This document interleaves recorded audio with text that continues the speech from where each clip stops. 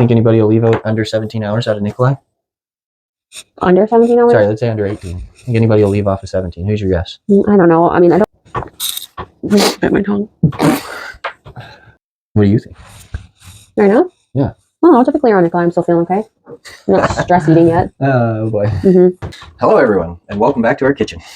Mm-hmm. What a wonderful day. The race is on, and it's been fun to watch so far. There's been some interesting stuff happening, huh? Yeah, it's a little different, when you're not racing. And yeah, a little less refreshes for you, I think. Yeah, definitely less stressful. Yeah. It's like a block in my mind, like a whole space that I don't need to worry about right now. Mm-hmm. But we have so many friends, and we just like following the race too. So I'm used to only ever watching 200 and 300 mile races on trackers. Right. So it's like just watch, update. Mm-hmm. It's very interesting what's happening, but at this point in time, it's kind of nothing's really playing out yet. Yes. Yeah, little tracker 101 happening here today. Yeah.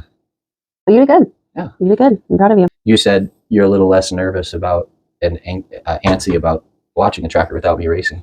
Mm-hmm. But I feel like I've been nervous about my friends that are racing. A couple of people that I want to win, and see them do things that are great, and see them do things that are like, why do you do that? Yeah. Now imagine that for the next how many days? Oh, and then it just gets worse typically. Yeah, absolutely. Right now you're like, okay, things are good. It's like the honeymoon phase of Iditarod. Yes. Typically by now Mother Nature kind of throws something in. Right. But it sounds like the trail's in pretty good shape. Dog numbers are good. Unless you talk to Milla. Yeah. It sounds like she had a fun ride down the steps. I wonder what happened. Yeah, I wonder if anybody else had the same kind of ride or not. We'll see. If you want to see some epic failures, the Insider is awesome to go look at this point in the race, because the epic fails usually happen right here on the steps. Yeah. I have to say that too. If you're not an Insider, get her. It's fun to watch. You can see so much more, get so much more insight. Wild ride. Sounds like Millie took a tumble. Almost kind of lost her team, huh? She didn't sound like they ran away from her. So maybe the bushes hung up the sled and she was able to. Milla takes a tumble. Yeah. It happens to the best of us. Yeah. Yeah. I probably won't crash a single time all training season. Then I just crash within the first 10 miles of Iditarod every year. Don't know why. Oh, yeah. Yeah, you do. Yeah. First nerves or something. First time on fresh, slippery runner plastics. I don't know what it is. Yeah, it's always exciting. You telling me that story was really funny. Like you just fell entirely off, like into a snowdrift. Like it was much deeper. Was that the time I fell asleep on the way to Nikolai? Yeah, I fell asleep one time, fell off my sled to the left into the snow, and I put my hands down to lift myself up, and there was no bottom, so I just kind of wiggled backwards until I got out, stood up real fast, fell over onto the other side of the trail and repeated, stood up slower, and saw my sled disappear around the corner. Losing a dog team's always different. I remember helping Noah Pereira get his team over a tree one time, and my team took off, and we came around the corner, and there they were, just sitting there. I hopped on the sled and boom, they took off like a rocket. There was nothing stopping them. They just sat there and waited. I'd never seen anything like it. They must have really felt bad for you guys. We have a funny story that we could tell about losing the team together. Oh, you want to tell about that story? You go ahead. No, it wasn't my fault. No. What were we on? We were just on a single sled. Yeah, just one 18 sled. 18 dogs. 18 dogs. And 18 dogs was at that time your race team. Yes. Like all we had was that's all the dogs we owned. We were standing on the runners together. It was like negative 30, cold night. The northern lights were out, so he was like, let's go do a quick run, like 15, 20, something. Go see the lights. Yep. So we're bundled up completely, each on a runner. All of a sudden, one really big streak showed up, and we were in the willow swamps heading home in Caswell. So I said, look at that one. And in the tree line. We were in the tree. line. Yeah. I said, look at that one. And we both looked up, and 20 seconds later, we were on our backs. Yeah, we hit a tree. And the dog team continued on. On home. And we walked. I thought we were closer than we thought. Yeah, Wade, it was like, run. And I'm like dressed like the Michelin Man. Yeah. That is the worst feeling in the world. You were pulling it off pretty good, but no, I felt like I was running and not going anywhere at the same time. Thanks to Dallas Seavey. He caught the dog team and mushed them into the yard and parked them. Watched them till we arrived. Yep. He broke my sled. Yeah, I did. Yeah, well, it sounded like he had to jump. He jumped off the snowmobile onto the sled. Yeah. And then Wade gets back and he's like, Dallas Seavey got to drive my dogs. Yeah. Yesterday you talked about Wally Robinson getting lost, and I said he's got a lot of teams to follow, but that changed. He is pushing. He's in front, and he doesn't have a lot of teams to follow, so you might be right. I thought you were going to mention that he ran over a moose. Yeah, a bunch of mushers ran over a moose, right? It sounds like everybody behind Dallas got to run it over. I guess we didn't talk too much about the moose. So first Jesse Holmes saw the moose, and Jesse Holmes punched a moose in the face. Which you've done before. So this is like a club. Yeah, it's crazy. So Jesse, welcome to the moose punching club. Yeah, and you know what's crazy is the moose that I punched in the face the next day, Karen had to shoot it because it got into her team. And so Jesse punches the moose in the face. It probably associates dog teams with getting punched in the face. And when it sees Dallas's dog team, it's like, I'm not getting punched in the face again. Mm-hmm. So Dallas ended up having to shoot the moose. So Iditarod rules are? It's not even Iditarod rules, it's state law. The Iditarod rules in state law is when you shoot a moose that is endangering your life, which means, you know, out of season, you have to field dress the moose. You have to bleed it out, gut it, etc., so that the meat is usable for somebody. So Dallas, when he shot the moose, he had to wait there and gut the moose and get it dressed out so that it was good meat for somebody to use. So that, yes, state law and Iditarod rule. Okay. So Jesse Holmes punches a moose, Dallas shoots a moose. While he runs it over. And a bunch of mushers, I assume, ran it over. Yeah, crazy start to the beginning of the race on that regard. And again, back to Wally Robinson now. He's ripping. Yeah, he's so good. He jumped last place. Yeah, he took off last and he's right up towards the front. Yep. Get out in front and stay there kind of thing. It's one way to do it. Ryan Reddington, was he first, or him and Jesse were pretty close together? Ryan and Jesse were the first two to Rainey, and then of course Jesse kept moving, getting up the trail. So that was exciting to see the different things. Last time I looked at the tracker, Matt Hall was out in front, probably headed for camp there as well. What about Aaron Burmeister? Yes. Burmeister, it seems like, is maybe on a Ramey Smith style of schedule. He stopped. Yeah, it's been interesting. Yeah, he stopped at Finn Bear Lake, I think it was, there, where he took looks like he's taken 5-hour breaks. Which he did before. He's done it before, hasn't he? This might be a normal for Burmeister, but I don't think so. I think it's something different for him. I really like the schedule. I ran that schedule my rookie Iditarod, my second Iditarod as well, going to Finn Bear Lake. Kind of halfway in between Finger Lake, or sorry, Finger Lake and Rainy Pass, halfway in between those two. I remember my rookie year, I pulled into Finn Bear Lake, and I was talking to, who was it, Mitch Seavey, Jim Lanier, and one other musher were sitting there, and they were getting ready to leave when I pulled in. And they asked me how my race was going so far. And I said, oh man, it's going great. I'm just excited to hit the steps. I've heard so many stories about the steps, and I just want to hit the steps and get it over with. And they were all a little bit older veterans, you know, and they all start laughing really hard and kind of slapping their knee. And I'm like, what's so funny? And they said, oh, you already went through the steps, you know, back there. So, I mean, Finn Bear Lake was awesome. There used to be a couple that ran the cabin there, and they were just awesome. They'd make black bear tamales and black bear stew and all this stuff. It was really, really good eating there. That sounds good. Yeah. I remember Robert Nelson, Louis Nelson's son. He offered me a cigar there. I was 18 years old. I said, I'll have a cigar. The first cigar of my life. I inhaled every bit of it. Robert looks at me and says, about time for a nap. I said, oh yeah, about time for a nap. And I stood up and didn't realize how dizzy I was from the cigar and tripped over the fire and ran right through the middle of it, fell right on my face. Yep, time for a nap. I think I left there 8 hours later. You have some stories about your rookie run. Oh man, last year I passed Ramey Smith, and just before Finn Bear Lake, and about halfway across the lake, I turn around and look, and Ramey's coming up behind me in a full lope, just flying across the lake. Just thinking, man, I should pull over and let this guy go by. I remember this is his parking spot. He's just stretching him out before he lays him down. So I continued on, and sure enough, he pulled over there and laid him down. It was pretty impressive to see how fast that dog team could move across that lake. Now that we've had time to sleep on it, do you have anything that you wanted to add to what we talked about yesterday? Do you have any? Other than how I thought about last night, like as soon as we were done recording, I thought I picked Jessie Boyer to win because I would like her to win. And we said not who we want to win because we want a lot of people to win. And I don't know if I don't even want to speak it into existence, like who I think's going to win or like anything like that. Like let's see. Jason Mackey's making a little bit of a push up front. He's up there. Cool to see. The videos, he seemed like his just kind of a different demeanor. Yeah, he looks like kind of tuning in, ready. Getting to Nikolai. I saw Jason came into Finger Lake with Kaiser and Brittany, some stump jumpers in lead. And Ryan Reddington looked like he had Gary in lead, another stump jumper. So that's pretty cool to see those guys out front of the dog teams pumping it out. So,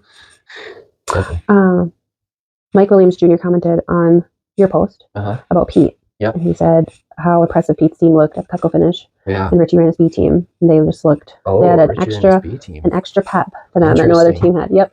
Yeah. And what else was said? How has it been done? A Cusco winner followed by a Never happened. So he's hungry for that too. Yeah, the crazy thing is Pete's won Cusco every year for the last 10 years. Not quite that long, but close, almost 10 years now. But he had a break in there for Matt Hall to set the record. And, Matt Failer. Sorry, Matt. So Pete's only second place in the last how many years, and he won the Iditarod that year. Right. Yeah. I talked to a very experienced musher recently, and he said that he thought that Cusco was a negative to Iditarod. There's been a couple seasoned mushers who feel that way. Yeah, definitely. Mhm. I mean, that's why you never went for a while. Yeah, I never went for a long time, just take it in everybody's word. And then when I did go, I realized this isn't a race that I want to try to win, but a race that I enjoy so much. It's such an awesome race that you can't not go just to enjoy yourself. Yeah. Have fun, get the miles on the dogs. Like a win would be nice, but it's not absolutely not necessary. Yeah. Just going there. Yeah. Yeah. Yeah. Mm-hmm. That would be cool. So yeah, that would be cool to see. It could be a first. To do that. Yep, definitely. That'd be exciting. Mm-hmm. Yep. And Pete Kaiser winning brought a whole jet full of people last time. They rented their own private jet to go from Bethel to Nome. Nome, it seemed like Nome doubled in population. I need to figure out where the study came from. I saw the article today, and it said there was a study done on the Yukon Quest. I literally just read the headline, so I don't know who did it, whatever else. But it was something that said dogs with wrist injuries in this study were the ones who were more likely to finish than dogs without wrist injuries. Doesn't seem wacky. That does seem wacky. I'm going to try and find that. That'd be a very interesting thing to know. I have used maybe 3 wrist straps in my career. And yes, we don't, like, I remember when we were packing for Iditarod, and I was like, make sure we have wrist straps, and you pulled out like 4, or like, and one was like falling apart, and I was like, oh my gosh, we need more wrist straps, and you're like, no, we don't. I shouldn't need these. But why do you think that is? Is that? Well, I think some dogs, some breed of dogs in particular, are a little bit more prone to that. Just their breeding. I think, different harness setups cause different types of soreness, just working muscles, different directions, etc. But yeah, I mean, if they're conditioned right, sometimes maybe overconditioning can push into those types of things. So yeah. Speaking of overconditioning, this is going to be an interesting comparison this year. Like, Jesse Holmes has basically been nonstop training. Yeah. He maybe gave his dogs a month off, and I think right beginning of May he was getting it. I remember seeing the Facebook stories. I did around 2024. Yep. Yeah. And granted, he was in Dog Mushing Paradise, focus, and that's all he. No grocery stores, movie theaters. That's all he has to worry about. But it'll be interesting to see how he manages his team and how his race strategy unfolds. Yep. Yeah, we've tried the high mile stuff. It wasn't for our dogs, but that's how it is. Yeah, that's every dog, every team's different, right? I am interested to see how our dogs do with these other mushers on a different schedule. Usually my farthest run getting to Roan is 40 miles, so much stopping and resting on short runs. So it's going to be interesting seeing those dogs do the different schedule and how it fares for them. Yeah, our dogs look like little pit bulls if we start getting too high mileage. I look at them and so which is, well, like when your distance is not, we don't like seeing that too much when they get too muscled. They start moving a little funny. They look stiff, but they're not. Yeah, I mean, ask a bodybuilder to run a quarter mile. I've never seen that. You never will.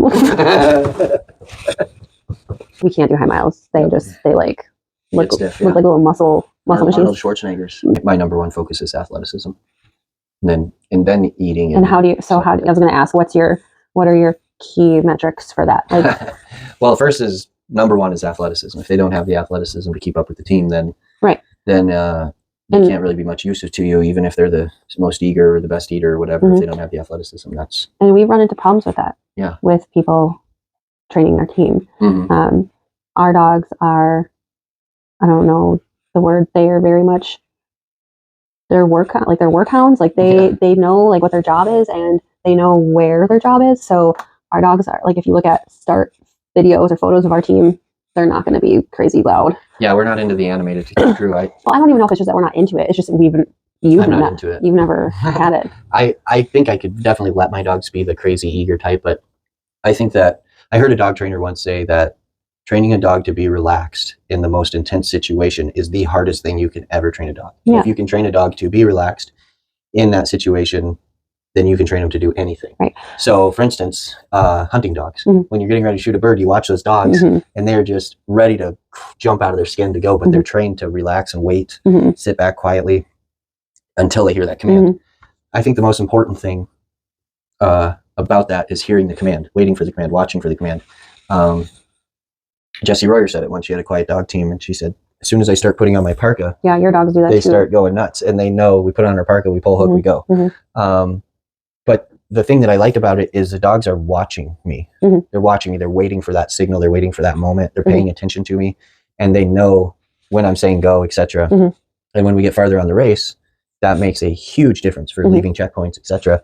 These dog teams that are super hyper, super crazy, you might scream at the top of your lungs, ready, all right, but they're jamming to go. As soon as the hook comes out, you don't have to say a word to that dog team. They're going to go. But I can hook up my dog team a lot of times without a snow hook in the ground, just a sled sitting there, and they're Mhm. going to get ready to go when it's time to go. Yeah, it's really interesting too, especially this year with Rondi and that Remy Coast. Yeah, Costa. that was crazy to see that at a sprint It was really race. cool, and I thought it was interesting how obviously everyone was very surprised. Mm-hmm. Where I didn't think it was. I thought it was impressive because typically, sprint is also high energy. Very high energy. Yes. I didn't think it was impressive. I thought that's a good way to do it. Like that's smart. And typically, like in the distance community, you're kind of sometimes looked down upon when your dogs aren't showboating, for lack of a better term. Yeah. There's a line that can be crossed too, where versus a team that is just dialed in and a team that is burnt. Yes. Like those are two different. Yep. Like when you leave your 24, they're going to be happy. They're not going to be like exuberant, and you don't want that anyways. Yep. But some people will say that your dogs are fading, but then you did it last year. You took a video of your dogs like 5 miles outside the checkpoint, and they were just going nuts. Yeah. And like it's so funny because in the checkpoint they stand there like quiet, relaxed. They just sat there, and then I would rather have my dog team barking crazy, excited to be running once we're running, rather than crazy barking, excited to be in a checkpoint when we're there. I've seen dog teams that are just crazy in a checkpoint, and you look at them and you're like, that dog team's going to win the Iditarod. And they take off and you watch them leave and they're barking at each other and they're going nuts and they look amazing. You take off 20 minutes later and catch them within a mile and they're having trouble. We've seen this before too on the tracker. I mean, you're watching the live feed, a team looks phenomenal, and all of a sudden you see the tracker like go back to the checkpoint. And I saw a dog team on the river one time barking and screaming to go and it never moved. Yeah, it's almost like you can almost condition your dogs like as it's just like a reaction to getting ready to go in a motion, like a short-lived temporary emotion. Yes. Or when we're hooking up at a daily run in the yard, I want them relaxed, paying attention to what's happening, watching me and my cues for what's going on. Right. And I've always been very vocal about it's okay for dogs to be tired. Like there's definitely a line, but it's okay for dogs to be tired. I'll get tired. You look when you watch like the Boston Marathon. The winners are tired and they're exhausted. They're gassed. Yeah. And it's okay for dogs to be tired. I see some comments sometimes, and it's like it's. Well, dogs are just like us. We wake up in the morning after a really hard day's work or a really late night of work, and it's really hard to get up and go. But once you're going for 10 minutes, you're ready to rumble. Yeah. Right. So dogs aren't any different. They get up a little slow, but their energy's there. Well, even just at the end of the race, you're coming to a checkpoint. But it certainly is amazing. Like it certainly is awesome when they don't look tired. Yeah. Like that. And they're barking. Yeah. Crazy. And that's great too. But we can still allow dogs to be tired. Yep. They deserve that. Can you imagine running a marathon and someone at the finish being like, "Why are you tired? Just smile a bit more. Go do another. Go bark. Go do another 15 miles." Yeah. But I know mushers that thrive off that. That's their bread and butter. They want their dogs barking. They need them barking, and they know that things are good if they're barking. Yeah, that's just their crazy. team. So that's their team and their personality. As individuals, that's maybe how they learned or were taught. So to each their own. Yeah. At this point in the race, how do you like your dog team to be performing? 100%. Like how do you? Yeah, I think they should. How are systems firing right now? What are you watching out for? Like, what are maybe some red flags you're watching for? Like going to Nikolai. We'll talk about tomorrow. We'll talk about 24. You should not be seeing any red flags going to Nikolai. If you're seeing red flags going to Nikolai, pull it over and hang your hat up for a few minutes. And if that happens, and you have time to catch back up later. Yep. There's plenty of race ahead of you. That's important too. You're very good at helping people who think the race is over. Yeah. In Nikolai, when they just need to relax. Yeah. And how they can if they want to be competitive and they get depressed and. Yep. I mean. Yeah, it's crazy. So I usually take 21 to 22 hours. A lot of those guys are leaving on 17 hours out of Nikolai. So if you get to Nikolai and you're having trouble and you're up front, just take an 8. You're still right with me and I'm coming. Yeah. So, I mean. Yeah, typically this is the stretch where people wonder why you're behind. Yep. I turned my phone off for a little bit. Right. Well, yeah. But it's just the way you like to do it. One thing that I look at is leaving Nikolai, you're about 300 miles into the race. 99% of the teams haven't done over 300 miles this season. Probably the only team in the race that's done more than a 300-mile camp this year is Dallas, maybe Jesse. But most people pull up at 300 miles and call it good. All the races are 200 to 300 miles. So when you leave Nikolai, you're hitting unknown territory. Right. Nikolai. So I always look at teams there because that first step out of Nikolai is the first step past 300 miles of the season. So are they still looking like they're ready to rumble, or are they starting to fade there? That's a very pivotal point in your race. And I've left there with both. I've left there with the dog team that's like, all right, this one needs a rebuild. We're going to take our time through the middle of the race and make sure they're strong for the coast. And I've also left there like, if everything keeps going this way, we're going to win. You know? What do you think? Right now? Yeah. Well, typically around Nikolai, I'm still feeling okay. I'm not stress eating yet. Oh boy. Well, tonight they're going to be hitting the gorge. Maybe somebody's hitting it now. Yeah. Like the tracker a bit. Look. We'll I find think out. record, right? No, shut up. Or wait, we had it going the whole time, right? No. Yeah, hold on. This is the new dashboard. What's a board? Oh, right. Okay, what do we got? Almost to Roan. Really? So people have navigated the gorge. Looks like Milla and Dallas are leading the way with Travis hot on their tail. Really? He's going. And Ryan and Jesse right behind. Wow. That's what, top 5 right there? 1, 2, 3, 4, 5. Yeah. Porsold, CV, Beals, Reddington, Holmes. But we have some campers. No, Hunter's not camping yet. Nope, but he's roaring. Failer, Hall, and Kaiser are all still camping. Here comes Aaron. Here comes Aaron and Paige.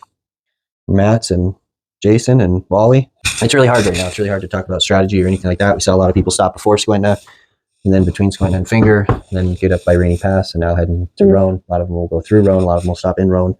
Some people went straight to Squinta, straight to... I don't know if did anybody in the race go Squinta to Finger Lake, or Squinta to Rainy Pass this year? I don't know. Ryan stopped short bit in Finger Lake. I don't know if Dallas made that move this year or not, but that's a pretty popular move in the last few years, and it seemed like everybody shied away from it. So that's interesting. But yeah, I think the majority of those teams will go out to 10 Creek out of Roan and take a little camp, and it's going to be exciting. All Exciting right. tomorrow. Day 2. Day 2. Almost wrapped up. Yes, ma'am. Well, don't get too comfortable. Not at all. You think anybody will leave out under 17 hours out of Nikolai? Under 17 hours? Sorry, let's say under 18. Think anybody will leave off of 17? Who's your guess? I don't know. I think Ryan will leave closer to 19 hours. That'd be nice. Yeah, that's what he had last year. I think Dallas will be one of the lower ones. Dallas and Pete are usually the lowest. Okay, you're good at math. Yeah. So weird, huh? Guy who never made it to pre-algebra. Good at math. Yeah, it's a mushing. Yeah, there's no X, Y's, and Z's in this one. No, you got it. Yep. All right, well. Let's go to bed. Fun times, yes. Sleep while the kids are sleeping. I had my ice cream, so I'm good. Oh, nice. You bought it. I bought it for you. Oh, really? Yeah. I just ate a little bit of it. Yeah. All right. I can run. Get some sleep now. Yeah, it's going to be a wild morning.